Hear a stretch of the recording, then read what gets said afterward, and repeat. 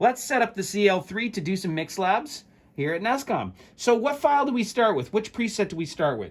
In SRT1, we usually start with the practical exam, which has everything GOGANized, everything erased, everything not working. That's cool for learning, but if you want to get down to business and do some work and get there faster, load up scene 000 initial data. You can use the little wheel here to turn. You can use the increment and decrement, is that a word? Buttons to go up and down the list. But load up the initial data. There's a recall button here. There's also a recall button over there.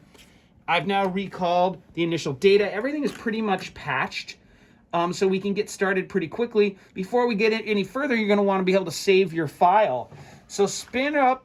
I'm using the select tool here, and find an empty spot. Now, if you're doing this for a mix lab for a classroom assignment, please save your files next to your friends and compatriots in your class. I don't want to have to dive through 500 scenes to find yours. I won't do it.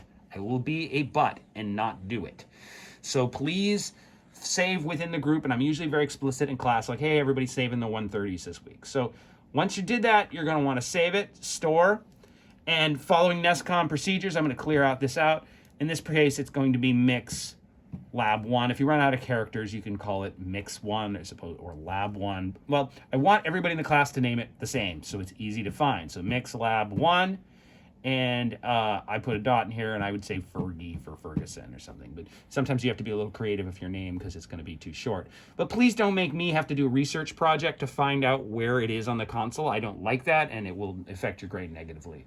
So once we store that, of course, you sure you want to save there? I now have a scene here. Don't forget to save it again at the end of your assignment or throughout. I have many students that could never save again, and you know what happens when that doesn't happen. Their stuff gets erased. Cool, so don't forget to save throughout the project and certainly at the end of your mix. Done.